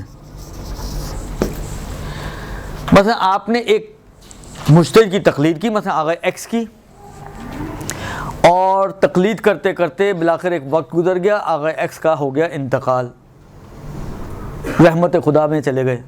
درست؟ اب آپ کیونکہ پہلے سے ہی آغا ایکس کی تقلید کر رہی تھیں، تو بعض فتووں کے اعتبار سے آپ آغا ایکس پر باقی رہ سکتی ہیں. لیکن اس بات کو، کیونکہ اصل میں ایک غلطی جو بہت کامنلی ہوتی ہے اس کی طرف بھی میں اشارہ کر دوں. دیکھیں، آغا ایکس پر باقی رہنا اپنی مرضی سے نہیں ہو سکتا. بعض اوقات ہوتا ہے مثلا فرض کریں آپ، ہمارے ایک استاد تھے خدا رحمت کرے، ان کا بھی پچھلے سال انتقال ہو گیا، وہ بہت زیارتوں پہ جایا کرتے تھے، تو آغا خوئی اور شاید آغا حکیم وغیرہ تک سے ملے ہوئے تھے وہ، اور آغا خوئی کے پاس کئی دفعہ گئے تھے وہ. تو بعض اوقات ہوتا ہے نا کہ انسان کی ایک اٹیچمنٹ ٹائپ کی ہو جاتی ہے، اتنی دفعہ مل کر آیا ہوں میں. آپ کہیں میرے کو تو بس آغا خوئی باتیں ہیں، میں نے تو کسی اور کی نہیں کرنی، تو آپ کی اپنی مرضی نہیں چلے گی یہاں پر. پھر کس کی مرضی چلے گی؟ کہتے ہیں مرضی چلے گی اس مجتہد کی کہ جو اس مجتہد کے مرنے کے بعد زندوں میں عالم ہوگا، جو زندوں میں عالم ہوگا. دیکھیں توضیح المسائل میں ایک مسئلہ دیا ہوا ہے کہ جب کسی مجتہد کا انتقال ہو جائے تو آیا مردہ مجتہد پہ باقی رہ سکتے ہیں یا نہیں رہ سکتے ہیں. وہ ہر مجتہد نے اپنی توضیح میں اپنا مسئلہ دیا ہوا ہے. مثلا فرض کریں میں آغا خوئی کی تقلید میں تھا، ٹھیک، آغا خوئی کا ہو گیا انتقال. اب مجھے آغا خوئی کا مسئلہ نہیں دیکھنا کہ آغا خوئی کیا کہتے ہیں، میں فوراً آغا خوئی کی توضیح کھولوں، دیکھوں اس میں لکھا ہوا ہے، آغا خوئی نے لکھا ہوا ہے کہ جی اگر کسی مجتہد کا انتقال ہو جائے تو آپ مثلا سرٹن کنڈیشنز میں اس کی تقلید پر باقی رہ سکتے ہیں. مجھے یہ مسئلہ آغا خوئی کا نہیں دیکھنا، کیونکہ جیسے ہی مجتہد کا انتقال ہوتا ہے اذا فات المفتی فات الفتویٰ، مفتی کے ساتھ فوری طور پر اس کے فتوے بھی معطل ہو جاتے ہیں. یہ زندہ ہوں گے مگر کب؟ جب میں اس وقت کے جو زندہ مجتہدین ہیں، جو ان زندوں میں جو عالم ہے، اس عالم کا فتویٰ یہ والا دیکھوں. یہ فتویٰ عالم کا دیکھنا ہے، زندہ عالم کا. جب آغا سیستانی، آغا خوئی کا انتقال ہوا، فرض کریں میں آغا سیستانی کی تقلید میں آیا، تو مجھے آغا خوئی کی توضیح میں نہیں دیکھنا کہ وہ کیا کہتے تھے مردہ مجتہد کے بارے میں، وہ تو جو کہتے تھے ان کے ساتھ وہ بھی گیا. مجھے آغا سیستانی کی توضیح میں دیکھنا کہ آغا سیستانی مردہ مجتہد کی تقلید کے بارے میں کیا کہتے ہیں. یہ ایک بہت بڑا گڑبڑ ہوتی ہے. لوگ عام طور پر اسی مردہ ہی مجتہد کی تقلید کو، اس فتوے کو دیکھ رہے ہوتے ہیں کہ یہ تو اجازت دیتے ہیں لہٰذا میں مردہ ہی پہ باقی رہوں. ایسا نہیں ہوتا، کیونکہ وہ مسئلہ ان کے فوت ہوتے ہی معطل ہو گیا. اب فرض کریں میں نے آغا سیستانی کی طرف رجوع کیا. ہاں آغا سیستانی اگر کہیں کہ آپ مردہ پہ باقی رہ سکتے ہیں تو اس کے سارے مسئلے میرے لیے واپس زندہ ہو گئے. وہ جو معطل ہوئے مسئلے تھے ان کا تالا کھل گیا، اب وہ میرے حق میں واپس حجت بن جائیں گے. لیکن پہلے مجھے آغا سیستانی یا آغا ایکس یا آغا وائی یا آغا زیڈ، جس کی طرف بھی آپ جس کو عالم سمجھتے ہوئے جس کی طرف گئے ہیں، اس نے اگر یہ کہا کہ آپ کو اجازت ہے. اب جہاں تک مجھے اب یاد پڑتا ہے، میں آپ کی خدمت میں عرض کروں، ہمارے پاس 2-3 طرح کے فتوے ہیں اس میں.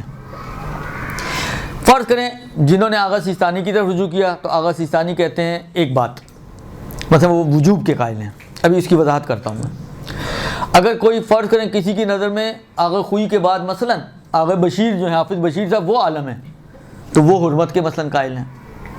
کسی کی نظر میں آغا بشیر کے ان کے بعد کیا کہتے ہیں خوئی کے بعد فرض کریں آغا وحید عالم ہے، وہ ایک دوسری بات کہتے ہیں. تو ہمیں اپنے مجتہد کا جس کو ہم زندوں میں سے عالم سمجھ رہے ہیں. اچھا مسئلہ یہ ہے، یہ بھی ایک بات اور ضمناً عرض کرتا چلوں.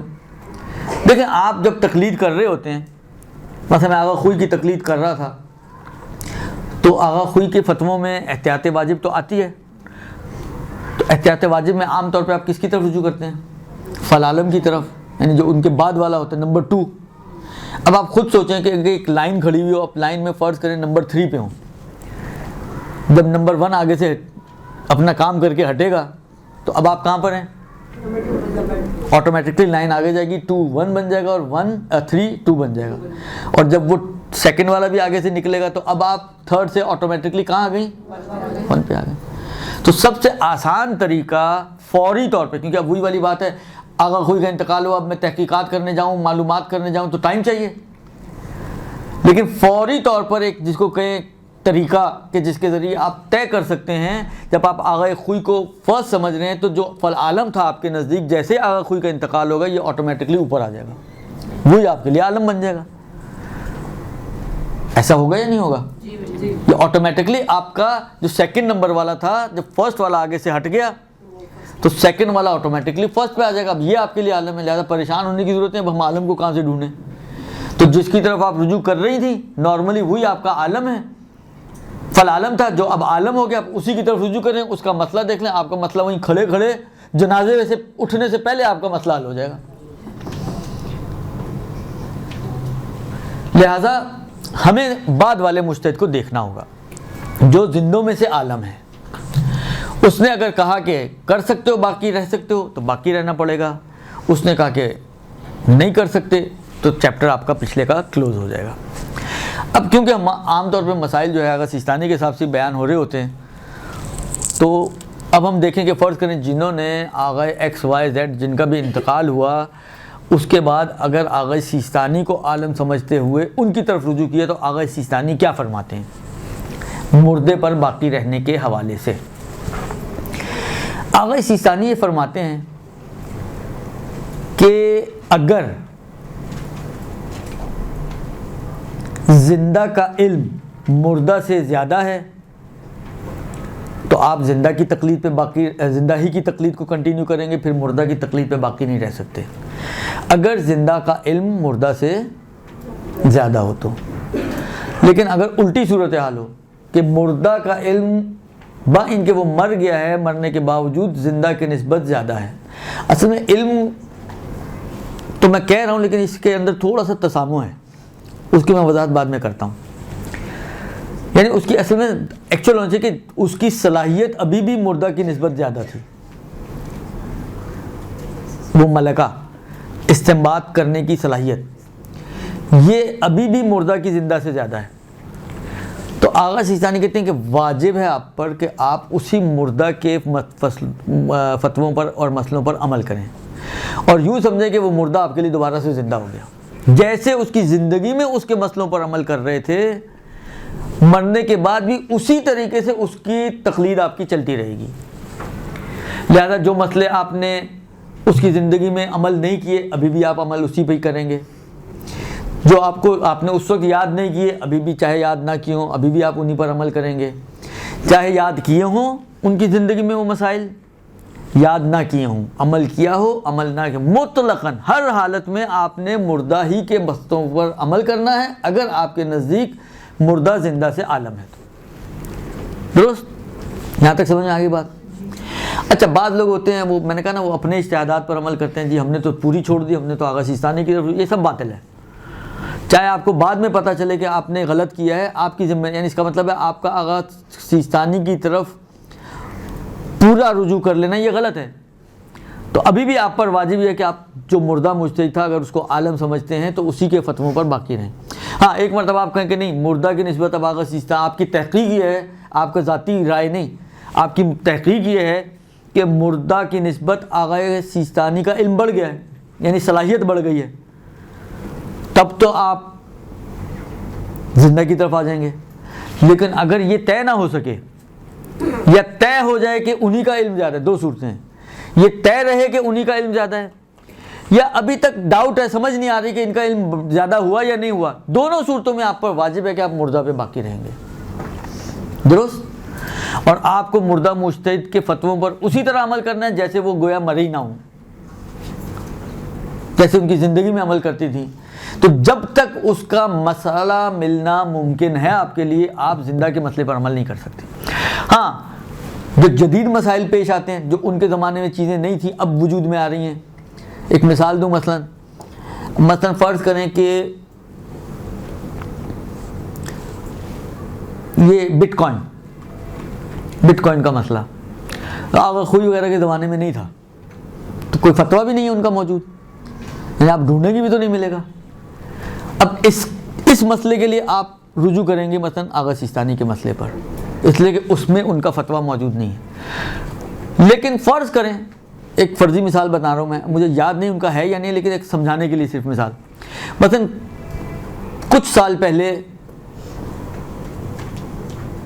انہوں نے حج میں ایک چینج لے کر آئے، وہ چینج یہ لے کر آئے کہ جو صحیح کا مقام تھا اس کے پیرالل ایک اور ہال بنایا انہوں نے، اور پہلے جس میں آتے اور جاتے تھے جو صفا اور مروہ کے سامنے تھا اس کے پیرالل ایک اور ہال بنایا، یہ جو آنے جانے والا تھا اس کو صرف آنے والا کر دیا اور جانے کے لیے ایک الگ ہال بنایا۔ اب اس کے آگے پہاڑیاں نہیں ہیں، اب اس ہال میں آپ صحیح کے لیے جا سکتے ہیں یا نہیں جا سکتے؟ حالانکہ فرض کریں کہ آغا خوئی کا کوئی مسئلہ موجود ہو اس بارے میں، تو اس میں آپ زندہ کی طرف رجوع نہیں کریں گے، آغا خوئی ہی کے فتوے پر عمل کریں گے. لیکن اگر اس میں بھی فرض کریں آپ نے ان کی کتابیں کھنگالی، علماء سے پوچھا، کوئی فتویٰ ان کا موجود نہیں ہے، کیوں تھا ہی نہیں تو فتویٰ کہاں سے دیتے وہ. بعض صورتوں میں ہوتا ہے کہ وہ فرضی طور پر بعض باتیں کر جاتے ہیں، لیکن اس میں فرض کریں کچھ بھی نہیں ہے تو آپ آغا سیستانی کے مسئلے پر عمل کریں گے. سمجھ میں آ گئی یہاں تک بات؟ بس جتنے بھی مسائل ہیں جس میں آپ یہ سمجھتی ہیں کہ اگر مردہ مجتہد کو ابھی بھی آپ عالم سمجھتی ہیں، تو تمام مسائل میں آپ مردہ مجتہد پر عمل کریں گی جن میں ان کا فتویٰ موجود ہے، اور جہاں پر ان کا فتویٰ موجود نہیں ہے ان مسائل میں آپ زندہ مجتہد کے فتوے پر عمل کریں گے. درست؟ اب ایک اور مسئلہ آپ کی خدمت میں عرض کروں، وہ یہ کہ ابھی تو ہم نے جو مثال بنائی آغا خوئی اور سیدھے چھلانگ مار کے ہم آ گئے آغا سیستانی پر. درست؟ کہ ایک مردہ اور ایک زندہ. لیکن اگر درمیان میں مردے کئی ہوں، مثلا میں آپ کو اپنی کہانی سناؤں، میں نے کی پہلے آغا خوئی کی تقلید، ان کے انتقال کے بعد کی آغا گل پائگانی کی تقلید، ان کے انتقال کے بعد کی آغا روحانی کی تقلید، ان کے انتقال کے بعد کی آغا سیستانی کی تقلید. تو بیچ میں ایک مردہ نہیں ہے، خوئی اور سیدھے ڈائریکٹ سیستانی پہ آ گئے. بیچ میں آغا گل پائگانی بھی، بلکہ ایک آدھ اور بھی مجھے یاد پڑتا ہے، آغا سبزواری تھے، ان کی بزارن کی ہے، لیکن ان کا انتقال جلدی ہو گیا تھا. خیر حال ابھی ان کو چھوڑ دیں. فرض کریں آغا خوئی کے بعد آغا گل پائگانی، آغا گل پائگانی کے بعد آغا روحانی، آغا روحانی کے بعد اب آغا سیستانی. تو اب مردوں میں سے کس کے اوپر جانا ہے؟ ایک تو یہ سوال کہ اب ان تین میں سے کس کے اوپر باقی رہنا ہے. ایک دوسرا یہ کہ لائن میں کھڑا کس کو کرنا ہے، یہ بھی ایک سوال ہے کہ لائن میں کس کو کھڑا کرنا ہے. ارے تینوں لائن میں کھڑے ہوں گے اور پھر چوتھے کو ہم آغا سیستانی کو لے کر آئیں اور پھر چاروں کا علم چیک کریں، یا نہیں جس کی آپ نے بہت کم مدت کے لیے تقلید کی ہے، 2 4 5 دن، مہینہ، 1.5 مہینہ، تو اس کو سکپ کر کے جن کی آپ نے کم سے کم 6 مہینے تقلید کی ہے اس کو لائن میں کھڑا کریں. بالآخر لائن میں کس کو کھڑا کرنا ہے؟ جیسے میں نے کہا نا آغا سبزواری کی بہت کم مدت کی ہے میں نے، شاید مہینہ 1.5 مہینے ہی کی ہوگی، ان کو پھر شاید شہید کر دیا گیا تھا. تو وہ آئیں گے لائن میں چیک کرنے کے لیے یا نہیں آئیں گے؟ یہ دوسرا سوال ہے. تو جلدی ان 2 سوالوں کا آپ کو جواب دوں اور آپ کا ٹائم ہو جائے گا میرا خیال ہے ختم. دیکھیں جہاں تک لائن میں کھڑے ہونے کا سوال ہے، اس میں اچھا اب یہ سمجھانے کے لیے ایک مسئلہ اور سمجھانا پڑے گا مجھے. اگر آغا سیستانی کی آپ توضیح المسائل کھول کے پڑھیں تو انہوں نے تقلید کے 3 الگ جگہ پر 3 الگ معنی کیے ہیں. ایک تو نارملی جو تقلید کا معنی کیا جاتا ہے جب آپ جو شروع میں جیسا میں نے بیان کیا کہ جی یہ شرائط کے ساتھ واجب ہے کہ تقلید کریں، اور تقلید کا مطلب یہ کہ کسی مجتہد کے فتوے پر عمل کرنا، یعنی مجتہد کے فتوے پر عمل کرنا تقلید ہوتا ہے. ایک تو یہ ہے، لہذا خالی کتاب لے کر رکھ لیں آپ اور کبھی کھول کے دیکھی نہیں، چاہے آپ نے قصد بھی کیا ہو کہ میں انہی کی تقلید کروں گی لیکن کبھی کھولی نہیں کتاب، تو یہ تقلید نہیں بنی اس مسئلے کے مطابق جہاں پر تقلید میں عمل کی دخالت ہے. ہاں عمل کیا ہو تو تقلید بنے گی. ایک یہ معنی تقلید کا. آیا جن کے فتووں پر عمل کیا ہو وہ تقلید میں آئیں گے، یعنی لائن میں کھڑے ہوں گے، یا نہیں عمل نہ بھی کیا ہو صرف طے کیا ہو. مثلا فرض کریں آپ نے سوچا کہ میں آغا ایکس کی تقلید کروں گی اور اتفاق سے اگلے ہی دن آغا ایکس کا انتقال ہو گیا. آپ نے سوچا تھا، طے کیا تھا، لیکن عمل کا موقع ہی نہیں آیا اور آغا ایکس کا ہو گیا انتقال. اب اس کو لائن میں کھڑا کرنا یا نہیں کرنا؟ اصل مسئلہ اسی بندے کا ہے کہ جس کو آپ نے صرف سوچا ہے، ابھی طے کیا ہے کہ میں نے ان کی تقلید کرنی ہے، قصد کیا ہے، لیکن عملی طور پر آپ نے اس کے فتووں پر ابھی تک عمل نہیں کیا، تو یہ بھی اس لائن میں کھڑے ہوں گے، چیکنگ والی لائن میں، یا نہیں کھڑے ہوں گے؟ آغا سیستانی کہتے ہیں کہ یہاں پر تقلید اسی معنی میں ہے، لہذا یہ بھی کھڑے ہوں گے. بقا بر میت کے مسئلے میں جو ہم کہتے ہیں نا جس کی آپ نے تقلید کی ہے اس کے مسئلوں پہ باقی رہ سکتے ہیں، اس میں تقلید کا یہی معنی مراد ہے کہ جس کا آپ نے اگر قصد بھی کر لیا تو گویا آپ کی تقلید ہو گئی. اور وہ تقلید ہو گئی کا مطلب ہے کہ وہ لائن میں آ گیا، آپ کی سیکوینس میں آ گیا. اب آپ اس کو بھی لائن میں کھڑا کریں. اب جتنے مردہ مجتہد ہیں سب کو لائن میں کھڑا کریں، اور لائن میں کھڑا کرنے کا کرائٹیریا کیا ہو گیا؟ حتیٰ جس کا آپ نے قصد بھی کیا ہے کہ آپ نے ان کی تقلید کرنی ہے، ولو ابھی تک عملی طور پر ان کی تقلید نہ بھی کی ہو، ان کو بھی لائن میں لا کے کھڑا کر دیں۔ جب آپ نے لائن لگا دی مردوں کی، اب ان مردوں کے ساتھ آغائے سیستانی کو بھی کھڑا کر دیں۔ یہ 4 مردہ فرض کریں اور یہ 1 زندہ۔ آغا سیستانی کہتے ہیں کہ اب آپ دیکھیں کہ اب مزید اب دوبارہ سے تحقیق کریں کہ مجھ سمیت ان 4 میں سے آپ کے خیال میں کس کا علم زیادہ ہے، یعنی کس کی صلاحیت زیادہ ہے۔ اگر آپ یہ سمجھتے ہیں کہ میری صلاحیت زیادہ ہے تو ان سب کے اوپر چیپٹر کلوز۔ لیکن اگر آپ سمجھتے ہیں کہ مثلا سب سے پہلے والے کی صلاحیت زیادہ ہے تو سب سے پہلے والے پہ جائیں گے۔ آپ سمجھتے ہیں درمیان والے کسی کی صلاحیت زیادہ ہے تو آپ اس درمیان والے پہ جائیں گے، پھر پہلے والے پہ نہیں جائیں گے۔ مثال کے طور پر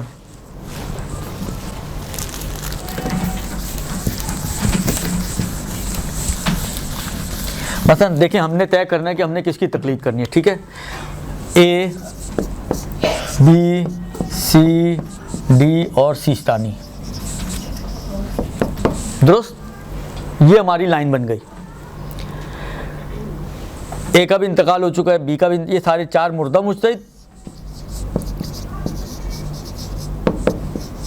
اور یہ ہمارے زندہ مجتہد جو زندہ عالم ہے، زندہ مجتہد عالم، درست؟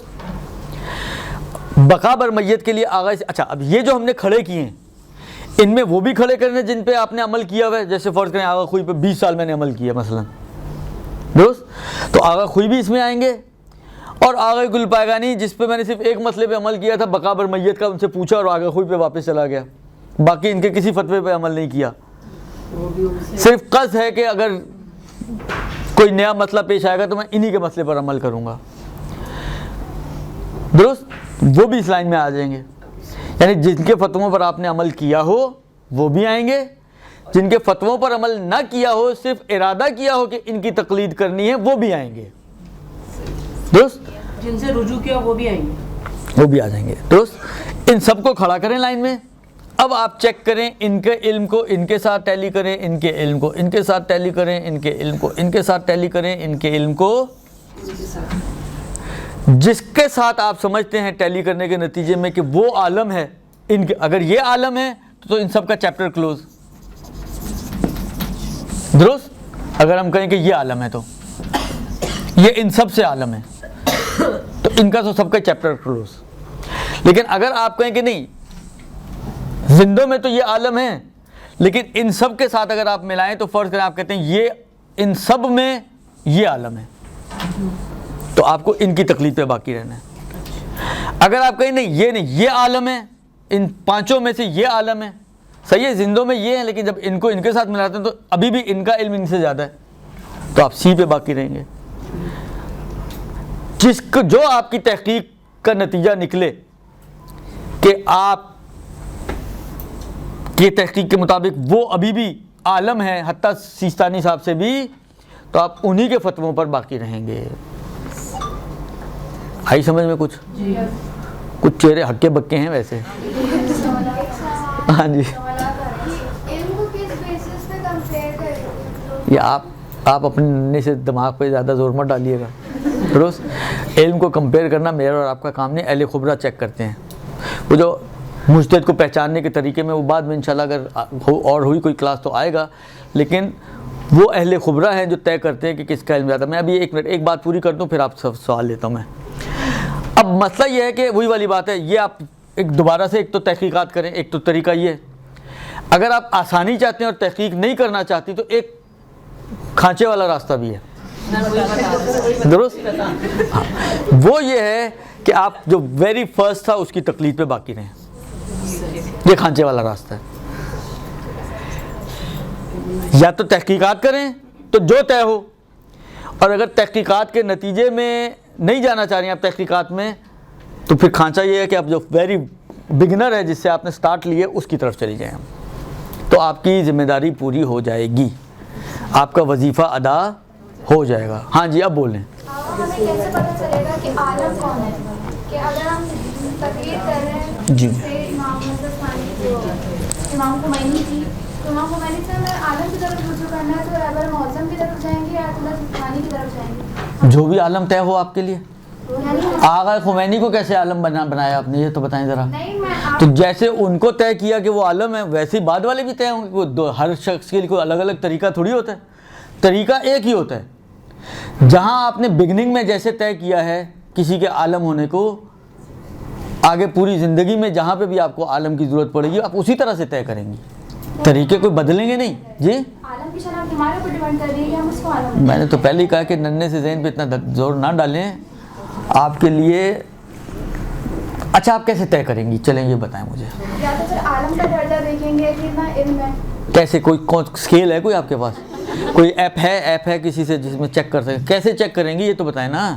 تو پھر علم کی شناخت ہم کس طریقے سے کریں کہ ہم اتنے سارے مر جائیں تو کس کو بولیں کہ یہ عالم ہے؟ ہم لوگ آلو چھولے بیچنے کے لیے، ہاں کس لیے ہیں؟ سارے کام آپ لوگوں نے خود ہی کرنے ہیں تو ہم نے کیا کرنا ہے پھر؟ عالم کی تعریف بتائیں پھر ہم. بتائی تو ہے، کئی دفعہ میں نے ریپیٹ کیا. عالم کی تعریف یعنی عالم اس شخص کو کہتے ہیں جس کے اندر قرآن اور روایات سے حکم الہی کو نکالنے کی صلاحیت سب سے زیادہ ہو. صلاحیت سب سے زیادہ ہو اپنے زمانے میں. یعنی اگر ایکسپرٹ کا نام لیا جائے اس کام کا تو آپ کہیں ایکس، اس کو کہتے ہیں عالم. کوئی ڈھونڈے، کوئی ایپ بنایا ایسی آپ لوگ ماشاءاللہ پڑھے لکھی معاشرے کے پڑھے لکھے افراد نے، کوئی ایپ بنایا ایسی جس سے ہم پھر آغا سیستانی کو اس پہ بٹھائیں گے، پہلے وہ بتائے گا کتنا علم ہے ان کا، پھر کسی اور کو بٹھائیں گے. یہ دیکھیں یہ میرا اور آپ کا کام نہیں ہے، یہ پہچاننا. اس کا انشاءاللہ میں کہا نا اگر آگے ہوا کوئی لیکچر تو آگے اس کی ساری صورتحال آئے گی، لیکن یہ اہل خبرہ کا کام ہوتا ہے. اہل خبرہ ہوتے ہیں جو ماہرین ایکسپرٹس ہوتے ہیں کہ جو طے کرتے ہیں کہ عالم کون ہے.